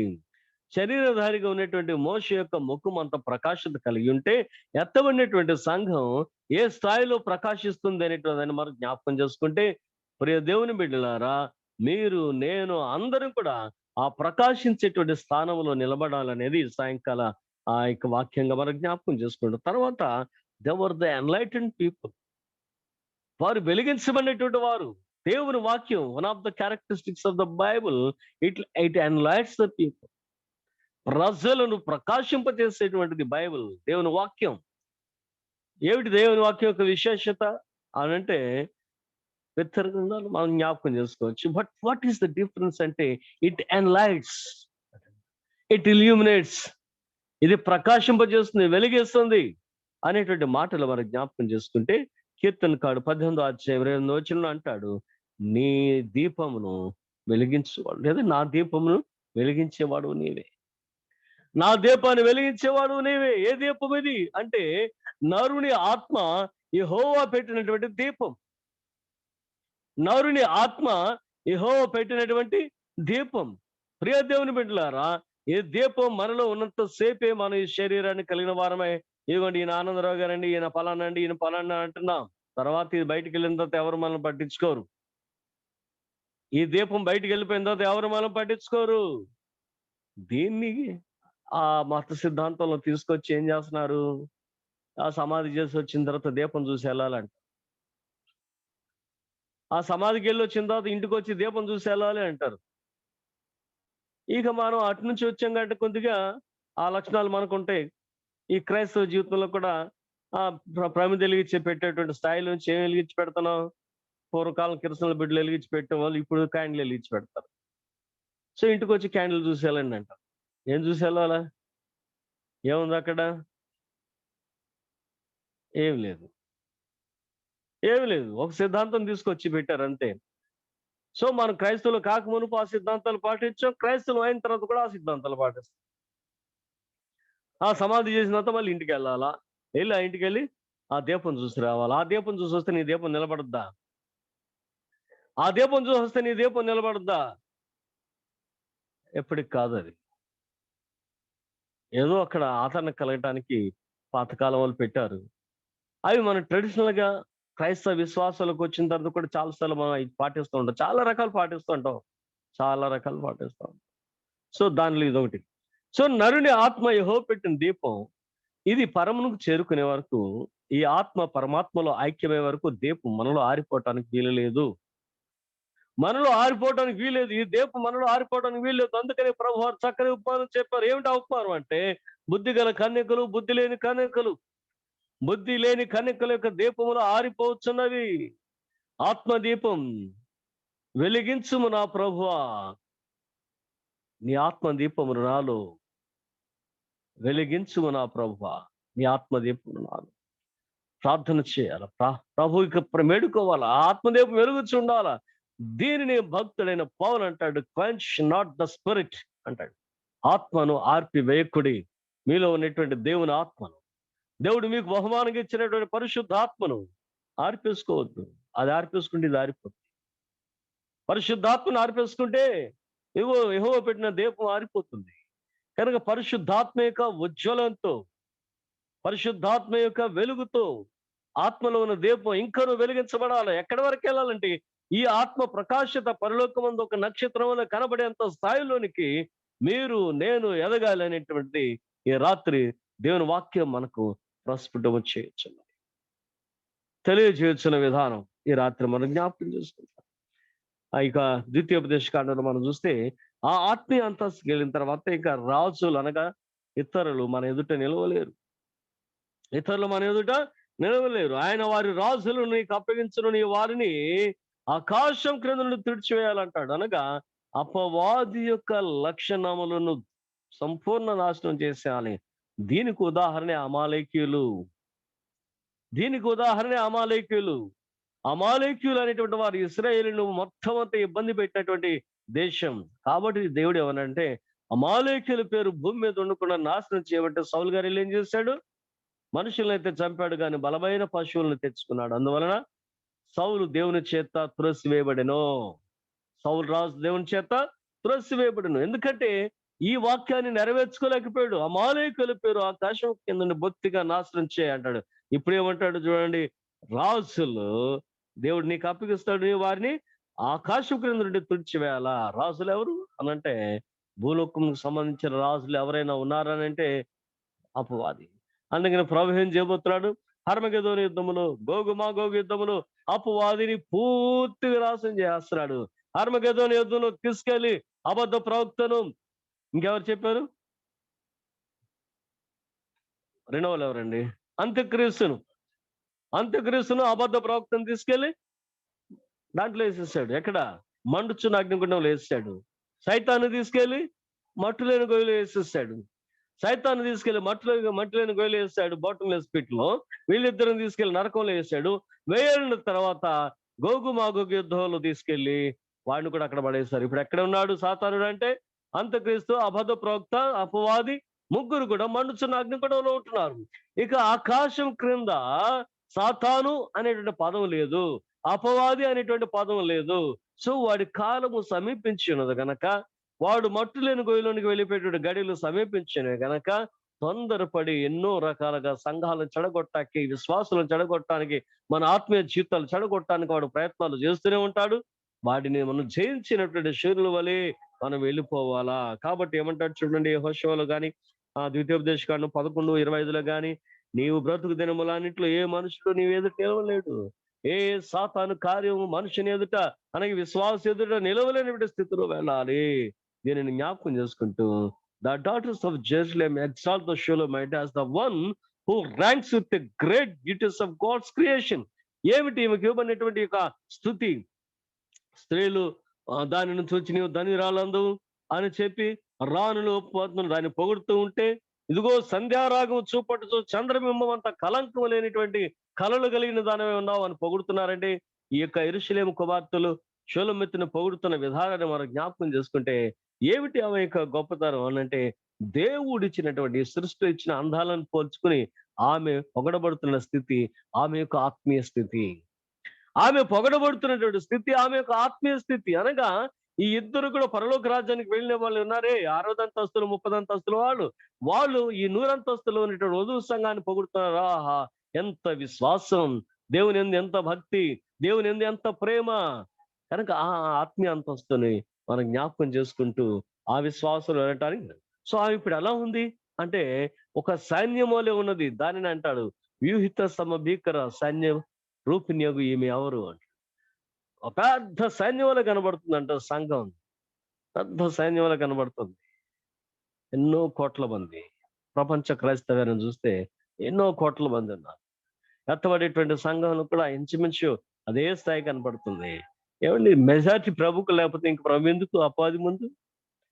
మెజారిటీ ప్రభుకు లేకపోతే అపవాది ముందు ప్రభు ఎందుకు ఇంకా? సో ఎత్తబడేటువంటి సంఘం మెజారిటీ సంఘం ఉంటుంది. తర్వాత ఎత్తబడిన వారందరూ కూడా ప్రభు బిడ్డలు అవుతారు. కనుక majority goes to him only. కనుక అంత గొప్ప సైన్యాన్ని ఒకసారి ఊహించుకుంటే ఎంతమంది ఉన్నారు? పరలోక రాజ్య వారసత్వంలోకి వెళ్ళేవారు. దానిని మనం జ్ఞాపకం చేసుకుంటే, పేతురు గారు గెత్సెమనేలో చెవు కట్ చేశాడు. అది చాలాసార్లు చూసాం కదా. మల్కు అనేటువంటి ప్రధాన యాజకుని యొక్క దాసుని యొక్క చెవిని తెగ నరికెను అని అంటారు. తెగ నరికేశాడు. అప్పుడు ప్రభువారు దాన్ని స్వస్థపరిచి వాడు చెవును ముట్టి బాగు చేసి, పేతురు, ఈ సమయంలో నేను తండ్రిని వేడుకున్నట్లయితే 12 సేనా వ్యూహములను పంపడా అంటాడు. ఒక్కొక్క వ్యూహానికి ఎంతమంది? 6,000 మంది. 12 అంటే 12 × 6 72,000 మంది. ఒక దూత ఒక తెగులను తీసుకురాగా ఇశ్రాయేలీయులు 1,85,000 మంది చచ్చిపోయారు. మొదటి రాజుల గ్రంథం 19వ అధ్యాయం, 2వ రాజుల గ్రంథం 19వ అధ్యాయం 35వ వచనం. ఒక దూత తెగులు తీసుకొస్తే 1,85,000 మంది చచ్చిపోయారట. మరి 1,80,000 మంది ఒక దూతతో వస్తే 72,000 మంది దూతలు వస్తే ఏమవుతుంది ప్రపంచం? ఏమవుతుంది ప్రపంచం? ఆడావిడో చైనాడు పుట్టించిన కరోనాకే తలకిందులైపోతుంది. ఆడావిడో చైనాడు పుట్టించిన కరోనాకే తలకిందులైపోతుంది ప్రపంచం. ఒక దూత ముట్టుకుంటే 1,85,000 మంది చచ్చిపోయారు. 72,000 మంది దూతలు పెట్టుకుంటే యెరూషలేము ఉంటుందా? పరిసర ప్రాంతాలు ఉంటాయా? పిలాతు ఉంటాడా? హెరోదు ఉంటాడా? ఎవరు ఉంటారు అక్కడ? సిలువకు వచ్చాడు కనుక సిలువ అనుభవించడానికి ఇష్టపడ్డాడు. యుద్ధం చేయాలనుకోలేదు. యుద్ధం చేయాలనుకుంటే ఆయన దూతలు యుద్ధం చేస్తారు. The most powerful Mikhail. ఆయన ఎప్పుడు కూడా నాకు చాలా ఇష్టం మిఖాయిల్ అంటే. Most powerful man. కనుక అంత గొప్ప దేవుని దూతగా ఉన్నటువంటి సైన్యాధిపతిగా ఆ మిఖాయిల్ మనం జ్ఞాపకం చేసుకుంటాం. కాబట్టి ఆమె ఎలా ఉందంట? ఒక సైన్యం. 6వ అధ్యాయం 4వ వచనం మనం చూసాం. టెక్కములెత్తినటువంటి సైన్యం వలె. అంటే ఆల్రెడీ బ్యానర్ ఎత్తేసింది. ఇట్ ఈస్ అవర్ విక్టరీ కదండి. అయిపోతుంది అంటాడు. చూస్తారు కదా, అయిపోతుందంటే ఇక లాస్ట్ బాల్ కొడుతున్నాడు 6 అనగానే ముందే లేచి నిలబడతారు వీళ్ళందరూ. అది వెళ్ళిపోయింది. ఆ 1 రన్ 1 రన్ కావాలి, దాటి వెళ్ళిపోయింది అనుకోండి, ఇంకా ఇక విజయోత్సవం. ఇక ఇక్కడ ఆల్రెడీ బ్యానర్ ఎత్తేస్తుంది, విజయోత్సవం మాదే, జయ సూచకం. ఆ జయ సూచకాలు ఎత్తేసుకుని వస్తుందంట. ఎవరిది జయం? సంఘానికి జయం. జయము సంఘమునకు నిత్యము జయం. క్రీస్తు సంఘమునకు నిత్యము జయం. కనుక జయ సూచకములతో వస్తున్నటువంటి సంఘాన్ని చూడగానే ఈడేమవుతాడు? పరుగులు ఎడుతున్నాడు. పరుగులు ఎత్తే మనలాంటి బలహీనలు ఎవరైనా పట్టుకుంటా చూస్తూ ఉంటాయి. ఈడు పరుగులు ఎడుతున్నాడు. ఎందుకని? విజయ పతాకంతో జయ సూచకములతో పరిగెత్తుకు వస్తున్నటువంటి వ్యూహిత సైన్యం, ఎత్తబడేటువంటి సంఘం, వధువు సంఘం అనే దానిని మనం జ్ఞాపకం చేసుకున్నట్లయితే, ఈ ఫిలిప్పీలకు రాయబడిన పత్రిక 3వ అధ్యాయం 21వ వచనం మనం చూస్తాం. మన దేని శరీరములకు తన మహిమ గల శరీరములకు సమరూపం గల దానిగా యేసువారు మార్చేశాడు. So we are equally with Christ. The church is equally with Christ. క్రీస్తు ఎంత విజయుడు, సంఘం అంత విజయం కలిగింది. క్రీస్తు ఎలా సైతాన్ని జయించాడు, సంఘం అలా సైతాన్ని జయిస్తుంది. ఆ జయ సూచికలు ఎత్తుకుని వచ్చేస్తుంది. అంటే విజయం మాదే, విజయం మాదే. ఇక్కడ మన ఎలక్షన్స్ చూస్తే ముందే దండలు తెచ్చేసుకుంటారు, ముందే అవుట్లు తెచ్చేసుకుంటారు. రిజల్ట్ రాగానే ఎవరి కాలు ప్యాక్ చేసుకుని వెళ్ళిపోయే వాళ్ళు ఉంటారు, విజయ పేరు మోగించుకునే వాళ్ళు ఉంటారు. ఇది అలాంటిది కాదు. ఆల్రెడీ డిక్లేర్డ్ అనమాట. Already declared. కానీ యుద్ధం మాదే, విజయం మాదే. విజయ పతాకం ఎగరేసుకుని వస్తున్నటువంటి ఆ వధువు సంఘాన్ని చూసి పొగుడుతున్నటువంటి స్థితిని మనం చూస్తే, వ్యూహిత సమభీకర సైన్యం రూపమొగ్గు ఈమె ఎవరు అంటే, ఈమె క్రీస్తు సంఘమునకు భార్య. ఈ క్రీస్తుకు భార్య, క్రీస్తు సంఘం ఈమె అనేటువంటి మాట మనం జ్ఞాపకం చేసుకున్నట్లయితే, సంఘమునదే అంతిమ విజయం అనేటువంటి మాట మనం చూస్తూ, ఈ చివరి వచనాలు వెరీ కాంప్లికేట్. 11, 12, 13 వచనాలు. అయినప్పుడు 2 మాటలు చెప్పి నేను ముగిస్తా. మహా మేధావులైనా సరే ఎక్స్ప్లెయిన్ చేయాలంటే ఇట్స్ వెరీ డిఫికల్ట్. బట్ కొద్దిగా మనం చూసి వదిలేద్దాం. ఏంటంటే, అక్షోట వృక్షోద్యానమునకు వెళ్ళి తిని అంట. అక్షోట వృక్షోద్యానమునకు వెళ్ళి తిని, లోయల్లో ఉన్న వాటిని చూడటానికి వెళ్ళాను అని అన్నాడు. తర్వాత అక్షోట వృక్షోద్యానమునకు వెళ్ళి తిని అంటాడు. ఇది ఎప్పుడో చిన్నప్పుడు ఒకసారి విన్నా నేను, లాంగ్ బ్యాక్. అయితే I was not able to capture all these things. కానీ అక్కడ ఉన్నది ఏంటంటే, తెలియకనే గనులైన వారిని కలుసుకుంటే, నా ఉద్యానానికి వెళ్ళి తెలియకనే గనులైన వారిని కలుసుకుంటేనే అని చెప్పి పెండ్లి కుమారుడు చెప్తున్నటువంటి మాట అక్కడ మనం చూస్తే, ఇక అక్షోట వృక్షోద్యానం అనేది ఏంటి అని అంటే, నాకు తెలిసింది, నేను స్టడీ చేసింది ఏంటంటే, it is the nuts garden. Nuts garden, particularly walnuts. ఇప్పుడు మనందరికి కూడా ఈ ఫ్రూట్స్, డ్రై ఫ్రూట్స్ తినమని సజెస్ట్ చేస్తున్నట్లు వాల్నట్స్ ఉంటాయి. So different kinds of nuts, వాస్తవంగా different kinds of nuts garden. It's a nuts garden. So ఈ నట్స్ గార్డెన్ లో అనగా ఈ యొక్క డ్రై ఫ్రూట్స్ గార్డెన్ అనమాట. నట్స్ అంటే మనకు తెలుసు ఇవన్నీ కూడా. దానిలో ప్రత్యేకంగా ఏం చెప్తున్నాడు? వాల్నట్స్. సో మహారాజ్ గారికి వాల్నట్ తోటకొని ఉందనమాట. ఆ వాల్నట్ తోట ఎలా ఉందో చూద్దామని వెళ్ళాడంట. లోయలో ఉన్నటువంటి తోటలు చూస్తున్నారు. ఈ చూడటానికి వెళ్ళేటప్పటికి అక్కడ ఎవరు కనపడుతున్నారు? తెలియకే కొందరు ప్రధానులు నేను కలుసుకుంటుని అక్కడికి వచ్చారు. ఆ తోటలోకి, ఉద్యానవనంలోనికి. అనగా వాళ్ళు ఉద్యానవనం అనగానే మళ్ళా దేవుని సంఘం అనేటువంటి మాట మరలా ఆలోచించారు. సో దేవుని సంఘమును చూడటానికి వచ్చినటువంటి గనులైనటువంటి వారు ఉన్నారంట. ఎవరయ్యా బాబు వాళ్ళందరూ అంటే, మళ్ళా చెప్పుకుంటాం. యోసేపు ఉన్నాడు, మోషే ఉన్నాడు, దావీదు ఉన్నాడు. వీళ్ళందరూ కూడా ప్రభు యొక్క వధువు సంఘం ఎట్లా ఉన్నది, ప్రభు యొక్క తోట ఎట్లా ఉన్నది అని చూడటానికి వచ్చిన వాళ్ళు. వీళ్ళని చూడగానే ఈయనకి ఆనందం వచ్చేసింది. ఎందుకంటే వీళ్ళందరూ కూడా ఆయనకి పితరులుగా ఉన్నటువంటి వారు, ఆయనకు మాదిరిగా ఉన్నటువంటి వారు. All they are the type of Christ. రాబోతున్నటువంటి క్రీస్తుకు ఛాయారూపంగా వచ్చినటువంటి వారు వీళ్ళందరూ. వారిలో యేసుక్రీస్తు లక్షణాలు కనపడతాయి. పాత నిబంధన యోసేపులో గాని, మోషేలో గాని, దావీదులో గాని, వీళ్ళందరిలో కల్లా ఏం కనపడతా ఉంటాయంట? యేసుక్రీస్తు వారు the type of Christ. All they were the type of Christ. యేసుక్రీస్తు వారు ఎలా ఉంటాయంటే మోషే లక్షణాలు, యేసుక్రీస్తు వారు ఎలా ఉంటే దావీదు లక్షణాలు, యేసుక్రీస్తు ఎలా ఉంటే యోసేపు లక్షణాలు కనపడుతూ ఉంటాయి. వాళ్ళందరూ యేసుకు మాదిరిగా వచ్చినటువంటి వారు.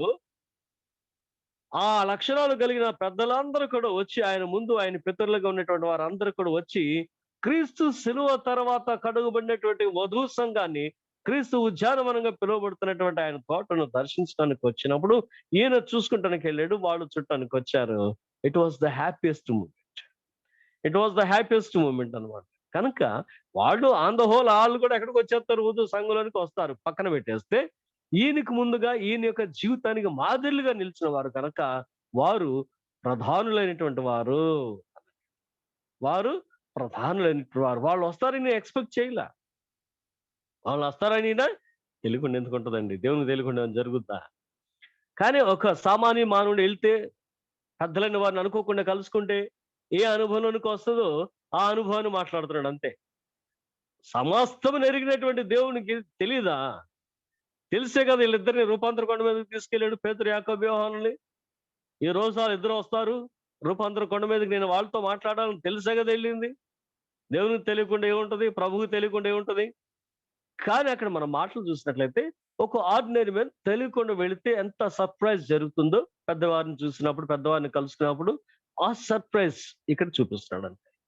అంటే ఒక వరుడుగా ఆయన తన తోటను చూసుకుంటాకి వెళ్ళినప్పుడు ఎదుగో వీళ్ళందరూ పెద్దోళ్ళందరూ తోట దగ్గరికి వచ్చారు, వాళ్ళని చూశాను నేను, అనుకోకుండా నాకు ఆ అదృష్టం దొరికింది, వాళ్ళని కలుసుకునే అదృష్టం అని చెప్తున్న ప్రభు, though they are also the believers, వారు కూడా ఆయన సృష్టిలో నరులే గనక, నరులుగా ఉండి ప్రభువును ఆరాధించిన వారే కానీ ఎదుగో నాకు ముందుగా నా యొక్క లక్షణాలు భరించిన వారు మీరు అని ప్రభువాన్ని ఎంత గౌరవిస్తున్నారో ఒక్కసారి మనం జ్ఞాపకం చేసుకుంటే ఎవరెవరు ఉన్నారంట? యోసేపు, మోషే, దావీదు, అపోస్తలులు, వాళ్ళందరినీ కూడా చూసి ఈయన ఎంతగానో ఆనందించాడు. ఎందుకు అనంటే ప్రధానులతో తన ప్రజల ప్రధానులతో వారిని కూర్చుండబెట్టక.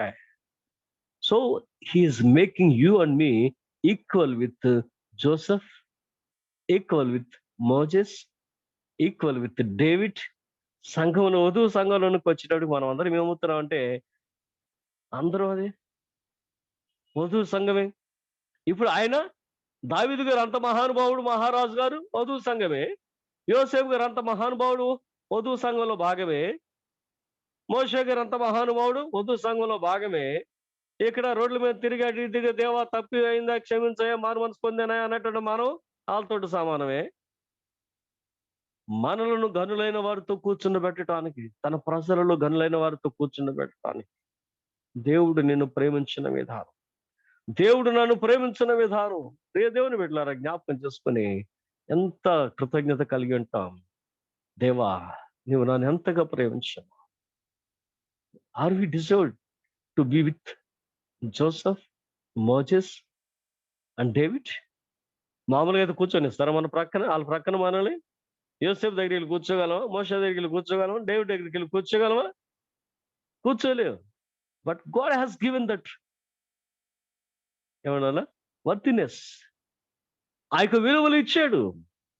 దేని ద్వారా అంటే క్రీస్తు రక్తంలో కడుగబడటం ద్వారా, ఆయనను ప్రేమించడం ద్వారా ఆ అర్హతనిచ్చి వారితో కూడా సమానంగా కూర్చుండబెట్టబడుతున్నాడు. ప్రియదేవుని బిడ్డలారా, ఈ విశ్వాసాన్ని కాపాడుకున్న మీరు నేను వెళ్ళి ఎదుగో యోసేపు గారితో, మోషే గారితో, దావీదు గారితో, ఆ పెద్ద పెద్దలు ఎవరిని బైబిల్లో చూస్తున్నావు వాళ్ళందరి మధ్య కూర్చుంటున్నావు. ఎంత గొప్ప ధన్యత దేవుడు నీకు ఇస్తున్నాడు, ఎంత గొప్ప ధన్యత దేవుడు మనకిస్తున్నాడు. ఈ అవకాశాన్ని మనం పోగొట్టుకోవద్దు, ఈ విశ్వాసాలను తొలగిపోవద్దు, ఈ అంతస్తులను తొలగిపోవద్దు. ఆధ్యాత్మిక అంతస్తులు, వధువు సంఘ అంతస్తు కలిగిన వారమే. అబ్రహామా ఇదిగో నీ ప్రక్కన కూర్చుంటున్నా, డేవిడ్ గారు నీ ప్రక్కన కూర్చుంటున్నా, సొలొమోన్ గారు నీ ప్రక్కన కూర్చుంటున్నా అని చెప్పి కూర్చున్నంత అంతస్తులను ప్రభు నేను తీసుకెళ్తే ఎంత కృతజ్ఞత కలిగి జీవిస్తాం, ఎంత భక్తి కలిగి జీవిస్తున్నాం. ఒక్కసారి మనలో మనం జ్ఞాపకం చేసుకుని ప్రభు కృతజ్ఞత చెల్లిస్తూ ఆ అంతస్తులోనికి మన స్థిరత్వం, మన ఆత్మీయ స్థిరత్వం సదాకాలం వేస్తూ ఉండు. రాగున దేవుని కృప మనందరికీ తోడై ఉండు. ఆమేన్. ఎవరన్నా ఒకరు ప్రార్థన చేయండి.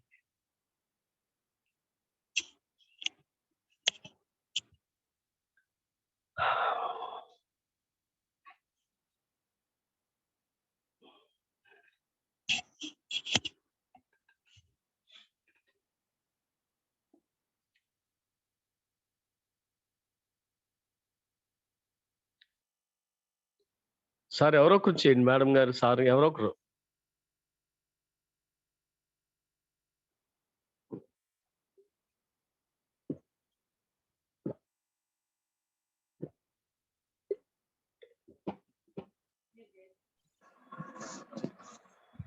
అయ్యగారు నేను చేస్తున్నాను. హలో, చేస్తున్నారు ఎవరైనా? నేను ఈశ్వరరావు చేస్తున్నాను. ఓకే, చేయండి సార్. ఓకే. సరశక్తి గణపతి అని సర్వేశ్వరానిచ్చిన తండ్రి, సమాధానకర్త, ఆలోచనకర్త, నిన్న నేడు ఏకరీతిగా ఉన్న దేవ, మమ్మల్ని ఎన్నడి విడివని ఎడబాయిన దేవ, కృపామేడ, దయామేడ, ప్రేమమేడ, ఆది సంపుతుడు దగ్గర ఆల్ఫా ఒమేగా, అంతం నీవే తండ్రి నాయన, ఆది అంతం నీవే తండ్రి నాయన. ఆకాశం సింహాసనం, భూమి పాదపీఠం చేసుకుని ఏళ్ళు చేయుచున్న దేవ, నిత్యము దేవదత్తుల చేత పరిశుద్ధుడు పరిశుద్ధుడు పరిశుద్ధుడు అని కొనియాడబడుచున్న దేవ, మా కొరకు తండ్రి పరిశుద్ధి కూర్చొని విజ్ఞాపన చేస్తున్న దేవ, మీకు అనేక వందలు స్తుతిస్తూ తండ్రి నాయన. దేవ, మరి కరోనా వైరస్ భయంకరంగా విస్తరిస్తున్న సమయంలో తండ్రి నాయన, సెకండ్ వేవ్, థర్డ్ వేవ్ అంటున్నారు తండ్రి నాయన, డెల్టా ప్లస్ వేరియంట్ అంటున్నారు తండ్రి నాయన, మరి జింకా వైరస్, ఎన్నో వైరస్లు వస్తున్నాయి తండ్రి నాయన. సర్వాధికారి అయిన దేవా, ఆ యొక్క తెగుళ్ళన్నిటిని నాశనం చేయండి, అంతం చేయండి, నిర్మూలం చేయండి, ఏడుకుంటూ విజ్ఞాపన చేస్తున్న దేవ, కృపామేడ, దయామేడ తండ్రి నాయన. ఇప్పటి వరకు మమ్మల్ని సజీవుల్లో పెంచి కాపాడిన విధానం బట్టి అనేక వందనాలు తండ్రి నాయన. మీ రెండు చేతులు జోడించి మీకు ప్రార్థన చేయడం తప్ప మేము ఏమి చేయలేనటువంటి నిర్భాగ్యం అలుపులు ఉందేవా, మా రక్షక, మా ప్రభువా, మీ పాక్షల్లో ప్రార్థించుకుంటున్నాం తండ్రి నాయన. మరి దేవా, మరి మా విశ్వాసాన్ని రోజు రోజుకి పెంపొందించుకునే భాగ్యం మాకు దయచేయండి తండ్రి నాయన. మరి తండ్రి నాయన, మరి కడబోర ఊదినప్పుడు తండ్రి నాయన, మరి రెప్పపాటు యొక్క మేము మహిమా శరీరం ధరించి మధ్యాకాశంలో మరి దేవా మిమ్మల్ని ఎదుర్కొనే భాగ్యం మాకు దయచేయండి. వధువు సంఘంలో మరి చేర్చబడే బిడ్డలుగా ఉండేటట్టు తండ్రి నాయన, మీ ఆత్మీయంగా తండ్రి నాయన మాకు కావాల్సిన ఎదుగుదలను మీరు దయచేయండి. మీ కృపా కనికరం చూపించండి దేవా, మా రక్షక, మా ప్రభా తండ్రి నాయన. ఈ పరమగీతం యొక్క తండ్రి నాయన, మరి తండ్రి నాయన ధ్యానం చేయించండి కదా తండ్రి నాయన. మరి అయ్యగారికి ఇచ్చినటువంటి తండ్రి నాయన ప్రేరేపణ యొక్క తండ్రి నాయన, ఆ యొక్క తండ్రి నాయన ఉద్దేశాన్ని బట్టి మీకు అనేక వందల స్తుతి స్తోత్రం తండ్రి నాయన, మా రక్షక, మా ప్రభా. మరి అయ్యగారి వల్ల తండ్రి నాయన ప్రతిదినము మేము ఆత్మీయ ఆహారం భుజించే భాగ్యం మాకు దయచేసిన విధానం బట్టి మీకు అనేక వందల స్తుతి స్తోత్రం తండ్రి నాయన. మరి అయ్యగారికి కావాల్సిన మంచి ఆరోగ్యం దయచేయండి, కృపా కనికరం చూపించండి. అట్లాగే అమ్మగారికి కావాల్సిన మంచి ఆరోగ్యం దయచేయండి ఆయన. మరి ఆ కుటుంబ సభ్యులందరూ మీరు దీవించి ఆశీర్వదించండి తండ్రి, కృపా కనికరం చూపించండి తండ్రి నాయన. అట్లాగే మా సంఘంలో ఉన్నటువంటి యువనస్తులందరూ మీకు కాపాడండి, కాపుదలు దయచేయండి తండ్రి నాయన. మరి తండ్రి ఇప్పుడు వచ్చేటువంటి వైరస్ అంటే మరి ముఖ్యంగా యువనస్తుల మీదే వస్తుందని అంటున్నారు తండ్రి దేవా, మీరే కృపా కనికరం చూపించండి తండ్రి. మా సంఘంలో ఉన్నటువంటి యువనస్తులందరినీ తినండి, మీ కాపుదల మీ రెక్కల చాట భద్రపరచండి తండ్రి, కృపా కనికరం చూపించండి దేవా, మా రక్షక, మా ప్రభా, మీ కాపుదల తెచ్చేయండి. అట్లాగే తండ్రి నాయన, మరి ఈ దినము తండ్రి నాయన మీకు ప్రార్థించే భాగ్యం మాకు దయచేసిన విధానం బట్టి అనేక వందము దేవా. మరి నా నోటి మాటలు మా హృదయ ధ్యానములు మీ దృష్టికి అంగీకారంగా ఉండేటకు సహాయం దయచేయండి. మీరే ఘనత, మహిమ, ప్రభావాలు పొందుతున్న దేవాది దేవుడని యేసుక్రీస్తు పరిశుద్ధ నామమున మీ పాదాల ముందు అత్యున్నతంగా ప్రతిమలాడి వేడుకొంచున్నాం తండ్రి, ఆమేన్. మహోన్నతుడు అయిన మా దేవా, ఈ సాయంకాల స్తుతులు మీ పాదములు సమర్పించుకుంటూ మమ్మల్ని మీకు అప్పగించుకుంటున్నాం తండ్రి. ఎంత గొప్ప ధన్యత సంఘానికి మీరు ఇచ్చారు ప్రభా. పరిశుద్ధులైన వారిని ఎంతగా మీరు పొగుడుచున్నారు. మరి ముఖ్యంగా మీకు మాదిరిగా ఉండి వెళ్ళినటువంటి మోషే, యోసేపు, దావీదులను ప్రభా జ్ఞాపకం చేసుకున్నప్పుడు వారిని మీరు ఎంత గౌరవిస్తున్నారు దానిని ఈ రాత్రి ధ్యానంలో మేము చూసాం. ఆ అంతస్తులకు మేము ఎదిగినట్లుగా మాకును ఈ వాక్య వినే బిడ్డలందరికీ నీ సహాయం దయచేయని వేడుకుంటున్నాం తండ్రి. అలాగే నాయన, మా వ్యక్తిగత జీవితాల్లో ఏది అవసరం మీకు తెలుసుకుని వాటన్నిటి కూడా నెరవేర్చి నీ శక్తిని, నీ బలమును, మా ఆత్మీయ అంతస్తును మీరు పెంపొందింపచేసి మాలో నీ యొక్క జీవం నుంచి నీ ఆత్మ మాలో ఇంకను ప్రజ్వరిల్లినట్లుగా నీ సహాయం దయచేసి నేను ఎత్తబడేటువంటి సంఘములు, వధువు సంఘంలో మేము ఉండి నిరంతరం నీ కృపను పొందుకుని, నీ ప్రేమను పొందుకునే గొప్ప భాగ్యం మా కొరకు దయచేయమని మరొకసారి మాతో ఎక్కివించిన ప్రతి ఒక్కరిని, ఆల్సిన సంఘాన్ని దీవించమని వేడుకుంటూ యేసయ్య పుణ్యనామమున ప్రార్థించి వేడుకుంటున్నాం పరమ తండ్రి, ఆమేన్. పరలోకమందున్న మా తండ్రి, నీ నామం పరిశుద్ధపరచబడుగాక, నీ రాజ్యం వచ్చునుగాక, నీ చిత్తం పరలోకమందు నెరవేర్చినట్టు భూమి యందును నెరవేరునుగాక. మా అందిన ఆహారం నేడు మాకు దయచేయము, మా ఇళ్ళ అపరాధం చేసిన వారిని క్షమించిన ప్రకారం మా అపరాధం క్షమించుము, మమ్మల్ని శోధంలోనికి తేక దృష్టిని తప్పించుము. ఎందుకనగా రాజ్యమును, శక్తియు, మహిమయు నిరంతరము నీవే ఉన్నవి. ఆమేన్. మన ప్రభు అయిన యేసుక్రీస్తు కృపయు, తండ్రి అయిన దేవుని ప్రేమయు, పరిశుద్ధాత్మ అన్యోన్య సహవాసం మనకందరికి తోడై ఉండును గాక. ఆమేన్. Thank you very much. మీ అందరికి వందనాలు. వందనాలయ్యా. హెప్సీ గారు వందనాలు. వందనాలు అయ్యగారు. వందనాలండి. ఈశ్వర్య గారు వందనాలు అయ్యగారు. వందనాలండి. ఆంటీ గారు మీకు వందనాలు. అక్క వందనాలు.